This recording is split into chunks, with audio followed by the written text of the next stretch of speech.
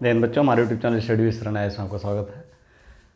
आज हम देखेंगे पृथ्वी का एल्बिडो तथा ऊष्मा बजट और पृथ्वी का अक्षांशीय ऊष्मा संतुलन। तीन चीज़ हम देखेंगे इसमें। क्या क्या देखेंगे? एल्बिडो, पृथ्वी का एल्बिडो क्या है, ऊष्मा बजट क्या है, और अक्षांशीय संतुलन, ऊष्मा का अक्षांशीय संतुलन। ये तीन चीज़ हम देखेंगे इसमें। पहले देखते हैं एल्बिडो। एल्बिडो क्या है? हम जानते हैं कि पृथ्वी का टेम्परेचर, सूर्य से हमेशा ऊर्जा मिलती रहती है। सब जानते हैं कि रोज़ सूर्य तपता है, हमेशा ऊर्जा मिलती रहती है और लगातार ऊर्जा प्राप्त करती है। तो कोई चीज़ लगातार ऊर्जा प्राप्त करते क्या होते, गर्म होते होते होते एक अवस्था ऐसी आनी चाहिए कि पिघल जाए, लेकिन ऐसा होता नहीं है। पृथ्वी का टेम्परेचर एक समान बना रहता है, नहीं तो पूरे साल भर इतनी ऊर्जा उस सूर्य से मिलती है। अगर इस ऊर्जा का ठीक से मैनेजमेंट ना हो तो क्या होगा, लगातार ऊर्जा प्राप्त करने के कारण निरंतर गर्म होती रहेगी पृथ्वी और एक ऐसी अवस्था आएगी कि पिघल जाएगी या आग का गोला बन जाएगी। लेकिन ऐसा होता नहीं है।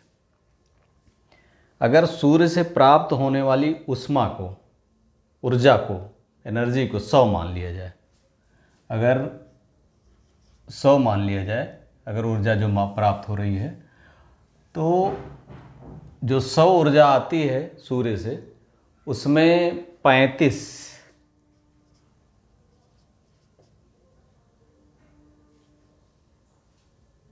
सीधे अंतरिक्ष में जाती है, अंतरिक्ष में परावर्तित हो जाती है, और 65 जो है, 65 ये पृथ्वी द्वारा अवशोषित होती है। पृथ्वी द्वारा अवशोषित होती है। कितनी? तो ये 65 ये हो गई और 35 ये हो गई। 35 जो परावर्तित होती है, इसमें परावर्तित में 3 पार्ट होते हैं। ये होता है 6 यूनिट। अगर ये 100 माना जाए तो 35 यूनिट में 6 यूनिट, 27 और 2 यूनिट। 6 यूनिट वायुमंडल के ऊपरी छोर से परावर्तित हो जाती है,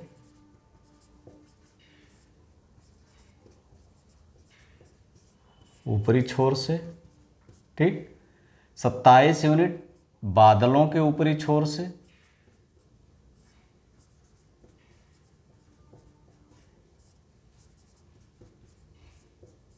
और 2 यूनिट हिमाच्छादित चोटियों के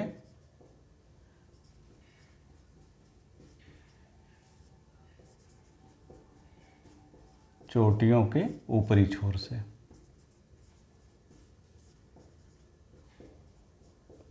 अब ये जो 35 था, 6, 27 और 2 तीनों जोड़ेंगे तो ये 35 से पृथ्वी पर आने के पहले ऊपर से ही परावर्तित हो जाती है। इसी को पृथ्वी का एल्बिडो कहते हैं।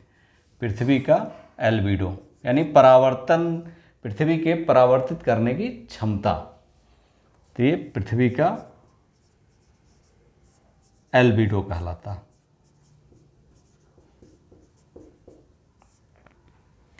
अब यहाँ ध्यान देने योग्य बात यह है कि जहाँ जिसकी परावर्तन की क्षमता कितनी होती है, हिमाच्छादित चोटियों की सबसे ज़्यादा होती है और समुद्र की सबसे कम होती है। सबसे ज़्यादा ऊर्जा अवशोषित करता है समुद्र, और हिमाच्छादित चोटियाँ सबसे ज़्यादा परावर्तित करती हैं। ध्यान रखना है।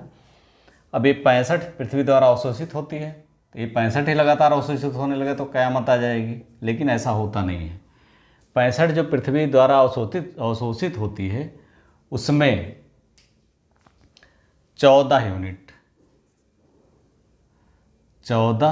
यूनिट जो है ये बादलों द्वारा अवशोषित करें। 65 जो पृथ्वी द्वारा अवशोषित होती है, बादलों द्वारा अवशोषित होती है, बादलों द्वारा अवशोषित।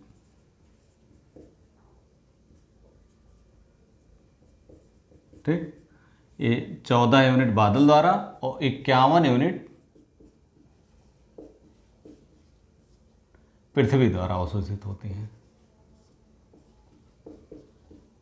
अब ये जो बादलों द्वारा अवशोषित हो गई 14 ऊपर रह गई, जो 51 65 पृथ्वी द्वारा अवशोषित होती है, उसमें बादलों द्वारा अवशोषित 14 रह गई, बादलों में 14 रह गई और 51 यूनिट पृथ्वी के पास आई। अब 51 यूनिट में पुनः पृथ्वी द्वारा ये 17 यूनिट सीधे अंतरिक्ष में और लौटा दी जाती है, सीधे अंतरिक्ष में परावर्तित। ठीक, और बाकी जो बचा 34 यूनिट, ये 34 लौटाई जाती है अंतरिक्ष में, लेकिन ये बादलों द्वारा अवशोषित कर ली जाती है, बादलों द्वारा अवशोषित। ठीक, अब देखिए बादलों द्वारा अवशोषित जब 65 पृथ्वी पर आ रही थी ऊर्जा, तो 14 बादलों द्वारा अवशोषित हो गई थी, 51 यूनिट पृथ्वी द्वारा अवशोषित हो गई थी। 51 यूनिट में 17 यूनिट सीधे अंतरिक्ष में लौटा दी गई। फिर जब ये लौटाने के क्रम में 34 यूनिट बादलों द्वारा अवशोषित कर ली गई। अब 14 बादल द्वारा ये अवशोषित की गई थी, 34 ये अवशोषित की, कितनी अवशोषित हो गई?